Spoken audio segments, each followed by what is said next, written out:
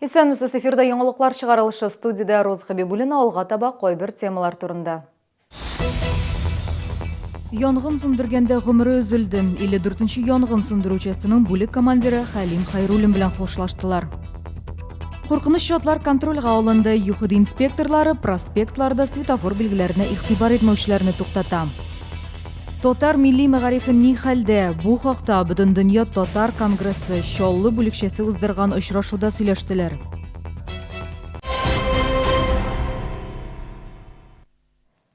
Чаллыда 54-нче янгын сөндерү частының бүлек командиры һөнәри бурычын үтәгән вакытта һәлак булды. Халим Хайруллинга нибары 44 яшь иде. Коткаручылар 30 майда көндезге 10 тирәсендә автомобиль җыю юлы автосборочный проезд янында үлән һәм чүп яну турында хәбәр ала.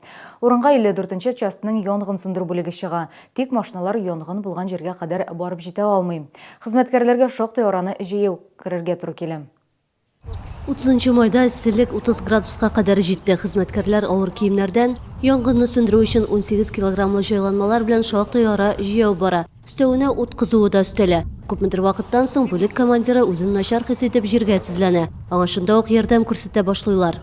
Медики боролись за его жизнь, начиная уже с места и уже заканчивали в реанимации в СМП.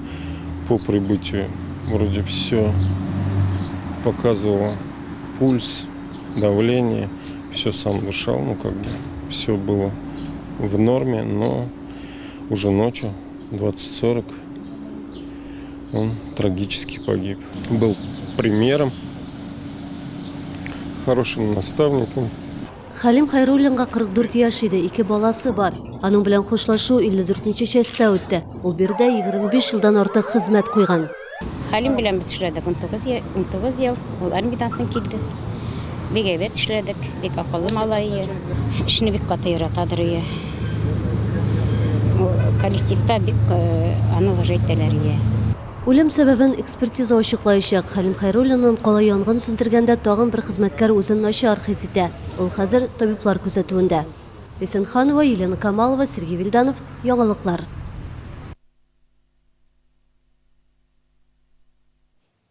Куркыныч шотлар контрольга алынды. Светофорга игътибар итмәү аркасында авариялар саны арту сәбәпле инспекторлар рейд уздырды. Безнең иҗат Төркем автозавод проспектының Тынычлык проспекты һәм Җиңүнең 40 еллыгы урамы белән кисешкән урында булды.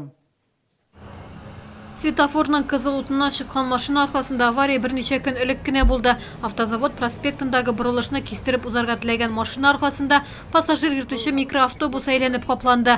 Берничә пассажир хастаханәгә озатылды. Шулай да машина йөртүчеләр кагыйдә бозуларын дәвам итә. Алар төрлечә акланырга тырыша. Я уже заехал, желтый загорелся, чтоб там на тротуаре не стоять, уже дальше проехал. Ну я не нарушил, я торопился. Почему я нарушил? Кайбер машина йөртүчеләр кайышларын эләктермәгән, кемнеңдер иминiyat полисының вакыты чыккан. Мондый җавапсызлыкның ахыры начар ди инспекторлар. Ел башыннан Чаллыда светофорның кызыл утына чыгуы буенча 1200 очрак теркәлде. 15 юл һәлакәтендә зыян күрүчеләр дә бар. За нарушение проезда на запрещающий сигнал светофора предусмотрен административный штраф в размере 1000 рублей. Повторное нарушение влечет на уважение административного штрафа в размере 5000 рублей или лишение права управления транспортным средством на срок от 4 до 6 месяцев. Шартларда рейдлар дәвам итә, нигездә инспекторлар авариялар күп булган урыннарда тора. Гүзәл Габдуллина, Фәнис Иксанов, яңалыклар. Түбән Кама ГЭСын төзүчеләр истәлегенә багышланган стела төзелеше төгәлләнү алдында аны июнь ахырында ачу тантанасы булачак. Монумент гидротөзүчеләр урамы һәм Хөсәен Ямашев бульвары киселешендә 10нчы мәктәптән ерак түгел урнашкан. Төзүчеләр тарафыннан 95% эш башкарылган инде. Бүгенге көндә стеланы гранит белән тышлау эшләре тәмамланган. Төзүчеләр исемнәре язылган истәлекле конструкциялар урнаштырылган. Шушы көннәрдә стела янындагы мәйданга эскәмияләр, чүп савытлар урнаштырачаклар, территорияны яшелләндерәчәкләр. Бу стеланы төзү буенча эшләр март айында башланды. Март, апрель, май менә 3 ай эчендә эш төгәлләнеп килә. Фундамент плита бетонировать иттек. Менә монда овальный формада пилоннар бетонировать иттек. Анасы металлы конструкция üstünde облицованный шушындай сооружение калкыттык инде. Татарстанда үпке йоман шышы белән авыручыларның 90% тәмәке тартучылар. Республика онкология диспансерының табиб-онкологы Артур Сайфуллин шулай дип белдерде. Пациентларның 95% йоман шыш диагнозы куйганнан соң тартуын ташлый ди ул.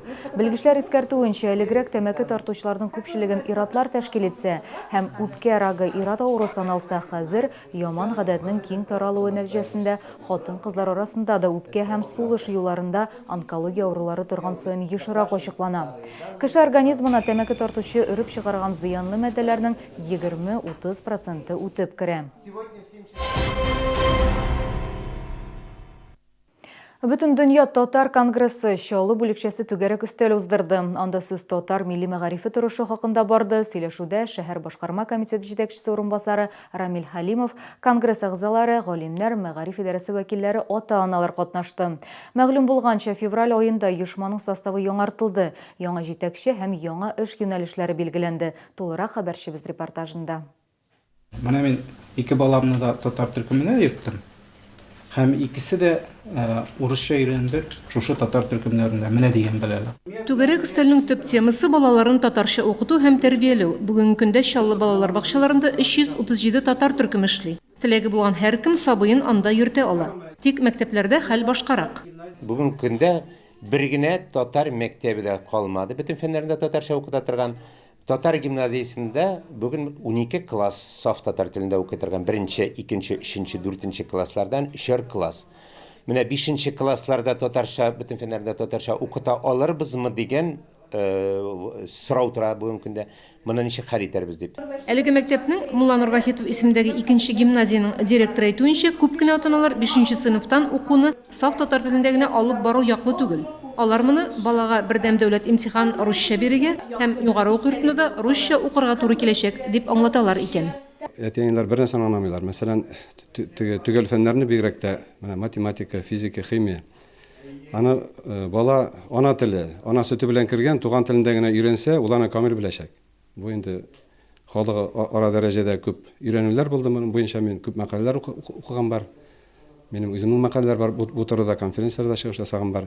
Татар конгрессы әгъзалары фикеренчә, туган телебезне саклап калу өчен иң элек ата-аналарның карашын үзгәртергә кирәк. Туган теленне белүнең уңай якларын күрсәтергә, әһәмиятен аңлатырга, милли горурлык хисе уятырга. Үсеп кеше булып, әйтик зур дәрәҗәдә теге чит илләр белән бергә бәйләнешә кереп эшли башлагач та, анда чыккач син татар икәнеңне белеп тә, син шунда үзеңнең телеңне, мәдәниятеңне күрсәтә алмасаң, чит ил вәкилләренә алар сине хөрмәт итмәячәк. Тулы канлы 100% кеше дип сиңа карамаячаклар.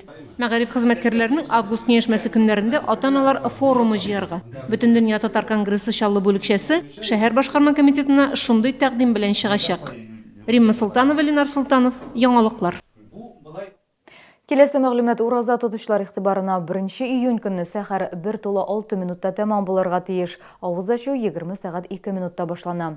2 июньдә сәхәр 0 сәгать 53 минутта тәмам булырга тиеш. Авыз ачу 20 сәгать 4 минутта башлана. 4 июнь көнне мөселманнар ураза бәйрәмен билгеләячәк. Көндезге 2дән кичке 5кә кадәр Чаллының Җиңү паркы территориясендә шәһәр күләм чара уздырылачак. Тоткан уразаларыгыз кабул булсын. Бүгенге абнашлар, мен сезнең белән сау булашам, исән сау булыгыз. Приглашаем на всероссийскую выставку питания и напитки, технологии и оборудование и на дегустационный фестиваль с 4 по 9 июня в ВЦ «Экспокама». Бюджетные места, обучение в набережных Челнах, диплом Федерального университета. Твой выбор – Набережно-Челнинский институт КФУ. Звони 88552 58 99 66. Мастерская очков «Глазка». Профессиональный центр по ремонту очков. Пайка пластиковых оправ, титановых, металлических, а также замена флекс, шарниров, заушников и многое другое. Мастерская очков «Глазка».